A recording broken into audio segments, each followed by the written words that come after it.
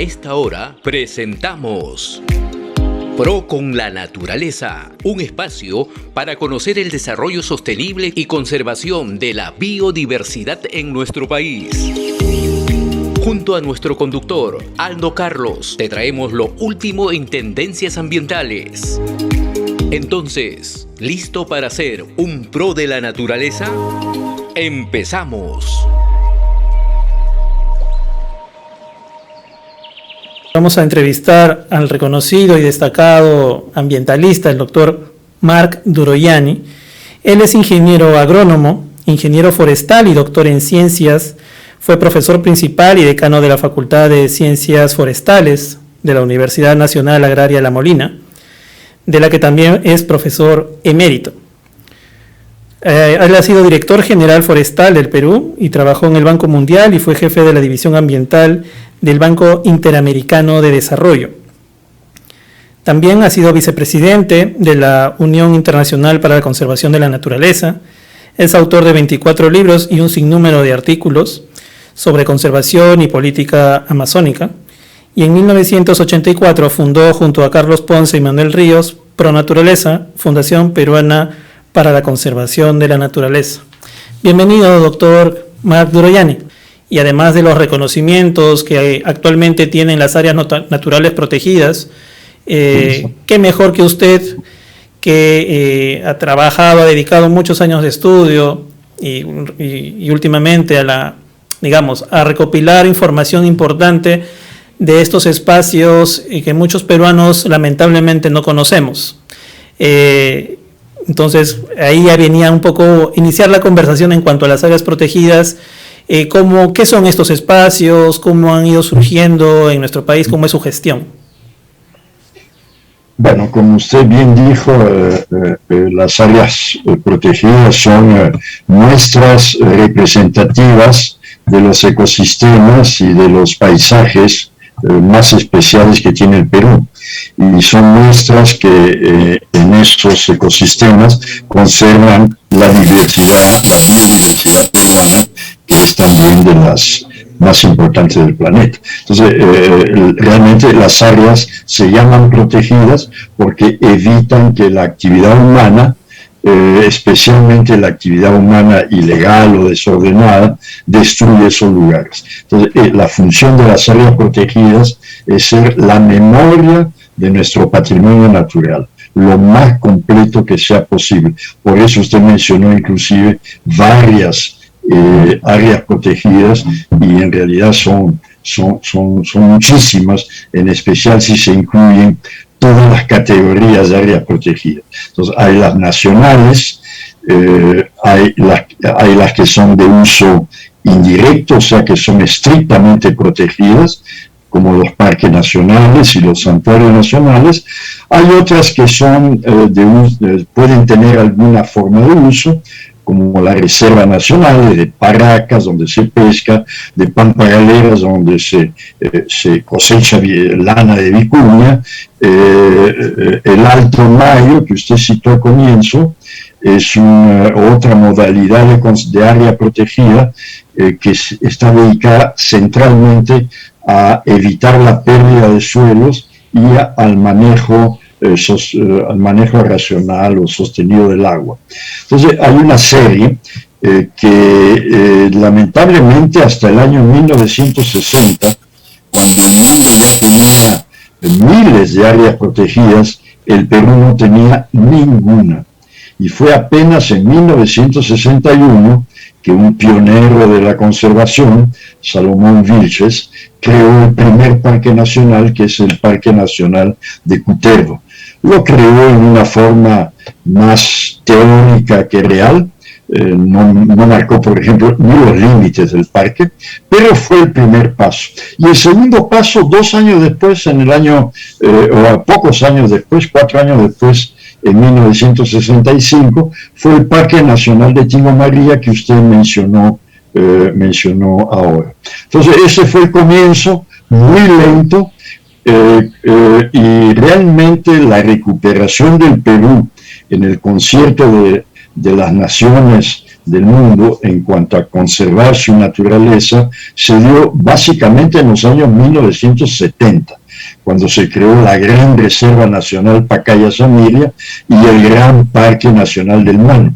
Y fue también en los 70 que se creó el Huascarán, Paracas, Abiseo, en fin, dio un enorme salto adelante.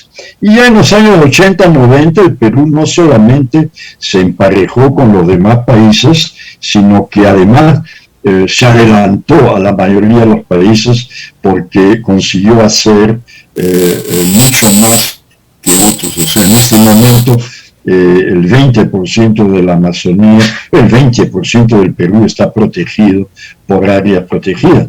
Y el gran golpe, digamos, se dio el año pasado cuando se creó la mayor reserva marina del Perú, que es la dorsal de Nazca.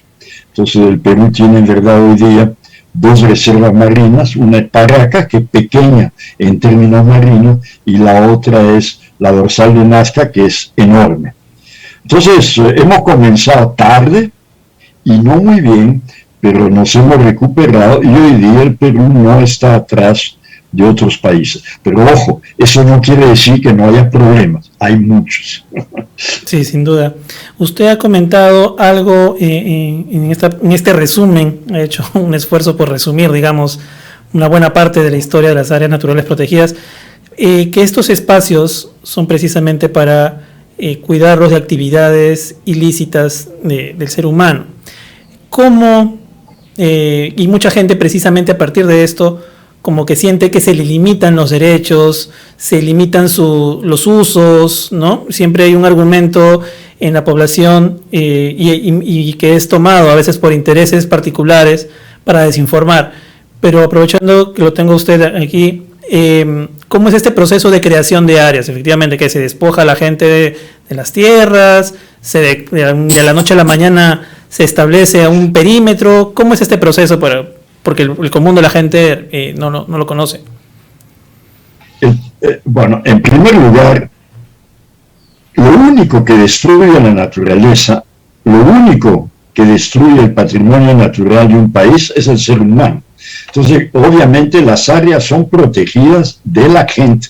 En eso no hay ninguna posibilidad de que no sea así, porque quien más ha destruido los recursos naturales, los ha usado mal, es precisamente el ser humano. Por eso es que la humanidad, desde hace milenios, en verdad, ha decidido que está bien, vamos a usar y eventualmente destruir todos los bosques, pero vamos a guardar una parte para el futuro, porque de esa pequeña parte que se conserve bien, puede renacer la diversidad biológica que vamos a necesitar. Las variedades de papa, la mayor parte son silvestres, las variedades, los árboles maderables desde las caobas, todo eso tiene parientes silvestres, cualquier planta. Entonces, es indispensable para el desarrollo futuro de la humanidad conservar esas muestras de nuestra diversidad biológica. Ahora, ¿cómo se hace? Las áreas protegidas han variado en la forma de hacerlas desde las primeras, donde se instalaban básicamente como primer criterio, donde no había gente. Eso era el primer criterio, y si había gente, en lugar de crear un parque nacional que en teoría no puede mantener gente dentro, se creaba un área de uso directo, como es, repito, Paracas, donde hay pescadores, como es Pampa Galeras, donde hay comuneros, parte de la reserva es propiedad de comuneros, como es Pacaya-Samiria, que tiene grupos nativos, tiene colonos. Entonces, en esos casos de áreas protegidas de uso directo, en que hay que establecer un diálogo permanente con las comunidades que son dueñas, o que usan, porque a veces usan sin ser dueñas, pero hay que establecer un régimen de común acuerdo que permita que ellos vivan bien, pero al mismo tiempo que no destruyan lo que está para ser protegido. Es un un problema muy difícil que se complica a medida que avanza el tiempo, porque claro, quedan muy pocos lugares sin gente. Y los últimos parques nacionales han sido todos hechos como Huepí o la Sierra del Divisor, han sido hechos en pleno acuerdo con las comunidades nativas, que ellas han estado dispuestas, ellas eran las dueñas de gran parte de la tierra, dispuestas a ceder una parte de sus propias áreas originarias para establecer un parque nacional que les contribuye al desarrollo a través del turismo. Entonces, es un diálogo constante. No existen áreas protegidas hechas a la fuerza. A veces se dice eso, pero eso es una mentira, especialmente en el caso del Perú. Sí. Usted mencionaba el tema de poblaciones indígenas, gestión, diálogo, y en el tema precisamente de la gestión de las áreas protegidas hay un actor a veces invisible, bueno, no invisible, pero que pocas veces se le conoce, ¿no? Y voy a hacer así como tomando un dibujo animado, la figura del dibujo del oso Yogi, y que había un guardabosque, ¿no? Creo que esa es la figura más icónica que nosotros tenemos asociado a la mente, el tema de guardabosque, es el que vigila, ¿no? ¿En el Perú tenemos efectivamente guardabosques? Legalmente no existen guardabosques, o sea, el término guardabosques formalmente no está en ninguna legislación, pero existen de verdad guardabosques. Los indígenas, en especial en varias comunidades nativas, han establecido verdaderos programas de guardabosques. Pero lo que sí existe legalmente son los guardaparques, que es el que guarda no un bosque exclusivamente, sino el que guarda un parque nacional o cualquier área protegida por extensión. Entonces sí, en el Perú el primer curso de guardabosque se dio en 1965 y era para pampagaleras. Y yo fui el director de ese curso, dicho sea de paso. Fue un programa de 4 meses para licenciados del ejército, porque lamentablemente en esa época las vicuñas eran objeto de caza con armas automáticas, era toda una profesión de cazador de vicuña por el alto valor de la lana y de la piel. Entonces dimos ese primer curso y formamos los primeros guardaparques peruanos, la mayor parte eran peruanos, pero había también 3 bolivianos en medio de ellos. Y ese fue el primer curso, y después se dieron muchos años tras año. Importante, ¿no? Y ahora el cuerpo de guardaparques, ¿cómo se organizan? ¿Cómo funcionan? Bueno, los guardaparques lamentablemente en el Perú todavía no disponen de una legislación. Justamente la Pronaturaleza está en una campaña hace ya 2 años para tratar de que el Congreso apruebe una ley que dé garantías a los guardaparques, garantías de perspectivas de desarrollo profesional, de seguridad en el empleo y de compensaciones justas, todo lo que no tienen por el momento. Y eso es algo que es una lucha constante para lograrlo. En este momento hay más de 800 guardaparques solo del CERNAM, del Servicio Nacional de Áreas Protegidas, que dependen del CERNAM.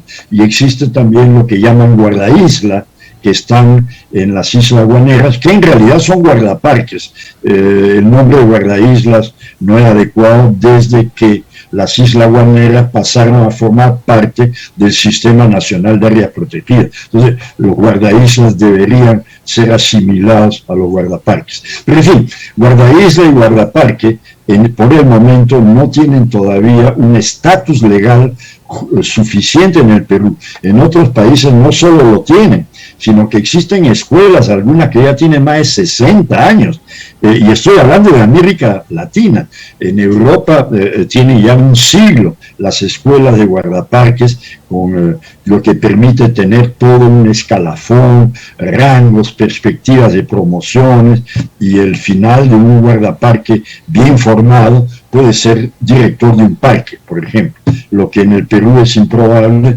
porque no existe ningún fundamento legal para eso, ni las condiciones de capacitación que necesitan. Sí, efectivamente, conocemos algunos guardaparques y esperamos tener la oportunidad también de tener a ellos aquí en el programa. Usted también hablaba, además de guardaparques, del sistema, digamos, nacional, ¿no?, administrado por el CERNAM. También hay, tenemos entendido, guardaparques que están velando por áreas naturales protegidas de corte regional, ¿no?, que en lo que cada región ha impulsado procesos de conservación. ¿Puede contarnos acerca de estos espacios?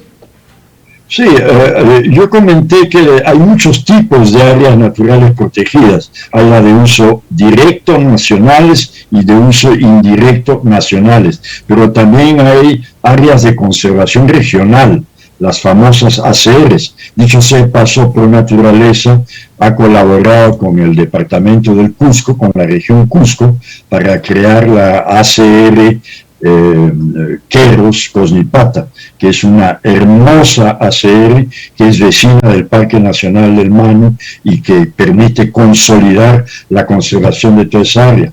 Y eso se trabaja en relación directa y con la participación de la comunidad Quero. Entonces, ese es un ejemplo. Pero esas ACRs, hay varias ya, hay unos 2 o 3 millones de hectáreas de ACRs, áreas de conservación regional, también tiene sus guardaparques, que si se hiciera la ley que estábamos comentando antes, deben ser incorporados a esa misma legislación.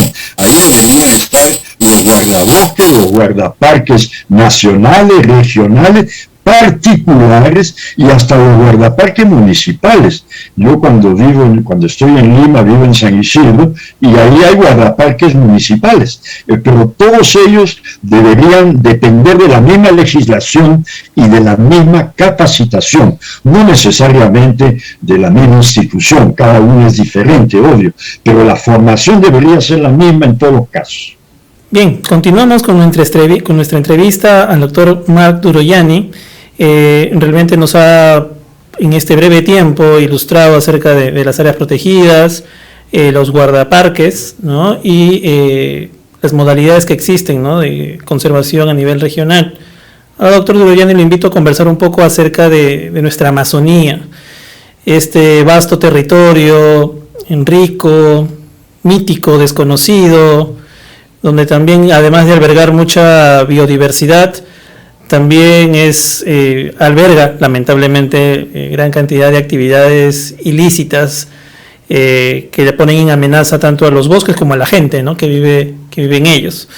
Usted ha escrito un sinnúmero de artículos acerca de la deforestación. Es más, nuestra nota inicial tomaba como referencia sus aportes, ¿no?, cómo poder enfrentar esta creciente deforestación.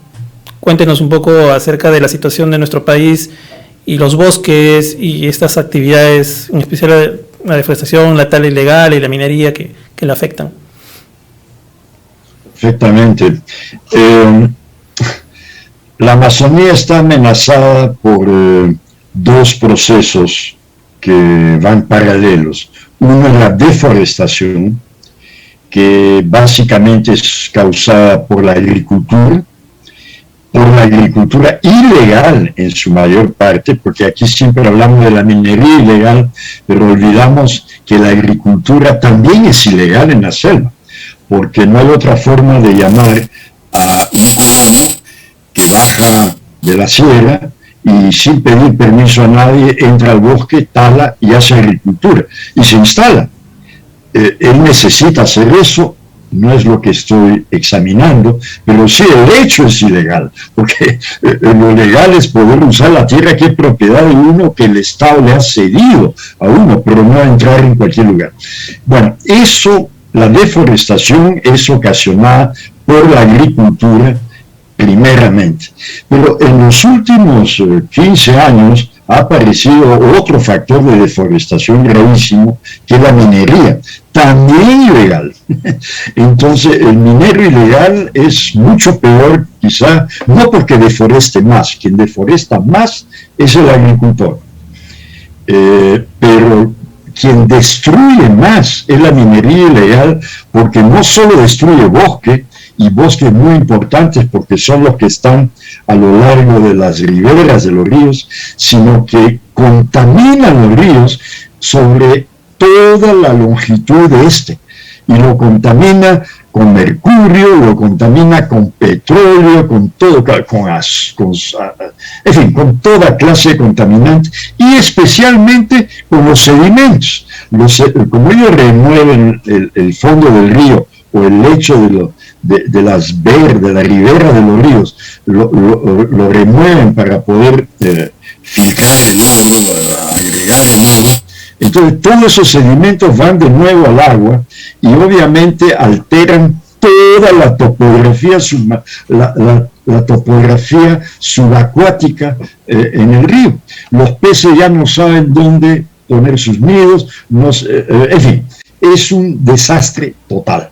Entonces, ese es el primer problema de la Amazonía, es la deforestación, que como se sabe ya alcanzó en el Perú oficialmente 14% de la selva que existía en los años 60 ya no existe, y de otra parte, en realidad, ha destruido casi el 18% de la Amazonía peruana, ya no es bosque, existe, claro, pero no es bosque. El otro problema del que se viene hablando solo muy recientemente es la degradación del bosque, porque cuando uno vuela encima de la selva, cuando uno vuela, dice, cuánta selva, cuánto bosque, pero cuando uno baja a ese bosque, y especialmente si uno conoce ese bosque, se da cuenta que ese bosque ya no es el original. Es un bosque donde desde hace 60, 70 años se saca la madera noble, todo el cedro, la caoba, y ahora es el turno del chihuahuaco. Toda la madera noble, el palo rosa, todos se han ido. Y al momento en que usted saca los árboles nobles, destruye toda la diversidad biológica que depende de ese árbol, que vive en las copas, que vive en los troncos, que vive en el suelo. De otra parte, al sacar la madera, se abre el bosque y se le hace más susceptible al incendio, más susceptible a la erosión, y bueno, y al mismo también ha entrado la caza, también ha entrado la contaminación. Cuando los petroleros sacan cuando el petróleo que escapa de los petroleros flota, se reparte por toda la selva y va dejando un depósito, en fin. Ustedes ya pueden imaginar. Entonces, esa degradación de la selva, que hoy día mismo leí un artículo publicado en Science, hecho en el Brasil, pero para toda la Amazonía, indica que según ellos, no menos del 38% de toda la Amazonía ya está degradado. Eso en superficie es casi tanto como lo deforestado. Y esa degradación significa que va a pegar fuego, que, en fin, que ya no rinde servicios ecosistémicos, o sea, ya no acumula carbono, contribuye pues al cambio climático. Entonces es una situación sumamente grave. Entre la deforestación de un lado y la degradación del otro, nos estamos quedando casi sin nada. ¿Con qué nos quedamos? Con las áreas protegidas. Por eso están todavía, porque están protegidas. ¿Y qué hacer ante ese escenario tan, digámoslo así, medio apocalíptico, doctor? Bueno, no es apocalíptico, es la pura realidad, es un hecho. Las estadísticas lo dicen, pero la estadística y cualquiera que quiera verlo. Pero para responder a eso hay 1000 formas. Las técnicas están disponibles. Yo he escrito libros enteros y usted tiene que invitarme otra vez para hablar de esa parte. Sin duda. Pero solo para hacerlo breve, en términos conceptuales, no se necesita deforestar 1 hectárea más para mantener la producción nacional de producción nacional, no solo de comida, sino de material de exportación, de commodities como café, cacao. Ni 1 hectárea más, porque en este momento hay 12 millones de hectáreas deforestadas que no se usan, que no producen nada. están en descanso, están degradadas, la cosa es que no producen. Ojo, y las que producen, que son solo 2 millones de hectáreas y un poco más quizá ahora, producen hasta 5 veces menos de lo que pueden producir si se trabaja normalmente, si se trabaja con la tecnología disponible, con la semilla, con el abono, con la técnica disponible, puede producir hasta 5 veces más, pero no más que duplique el doble. No se necesita deforestar 1 metro para poder hacer un gran desarrollo en la Amazonía peruana. Eso es en chico. Después le puedo explicar todas las opciones, pero lo que entristece mucho es saber que sí tiene solución, sí se puede detener el deterioro amazónico, no es una tragedia, se puede resolver, pero hay que tomar decisiones, cambiar las leyes y aceptar que no hay desarrollo sin orden, no hay progreso sin orden. Y para eso hay que eliminar la informalidad y eliminar de paso a los mineros informales y a los agricultores informales. Cuando digo eliminar, no es eliminarlos, sino es darles la oportunidad de trabajar bien. Y eso es un papel del Estado, de dar financiamiento y asistencia técnica y seguridad en la pose de la tierra también. Y también es posible... En corto, eso es. Promover la inversión también. ¿Empresas también están en ese mosaico de actores? Lógicamente, los agricultores, en el momento en que se le dice, bueno, ya no sigas avanzando por la selva sin pedir permiso, te vamos a dar la tierra. Y a partir de ese momento, el agricultor que recibe 10, 20, 30 hectáreas puede juntarse a 2 o 3 y pedir un préstamo para hacer reforestación industrial, por ejemplo, o para cultivar palma aceitera. El asunto es no cultivar palma aceitera ni eucalipto cortando árboles. No, donde ya no hay árboles, ahí se puede poner palma aceitera, eucalipto. Y sí necesita financiamiento. Por eso dije antes, requiere un cambio de legislación y requiere todo un juego de políticas que hace años las venimos proponiendo. Mi discurso se modifica, claro, porque cada vez hay novedades, pero es básicamente lo mismo que decía mis colegas y yo decíamos más de 50 años atrás. Y no se hace. Y no se hace por falta de decisión política. Bien, doctor, efectivamente el tiempo es corto, el tema es extenso y sin duda lo vamos a tener en otros programas, eso no cabe ninguna duda porque precisamente usted es profesor, tiene esta capacidad de explicar a veces conceptos complejos con una sencillez admirable y además es necesario tener todas las voces, sobre todo como la suya, una autoridad en la materia de poder llegar a través de sea medios de radio, televisión, redes sociales, a más personas para que justamente se sumen a este trabajo en favor de la conservación de la biodiversidad. Yo le agradezco mucho su tiempo, pierda cuidado que de hecho va a estar en los siguientes programas y agradezco su participación.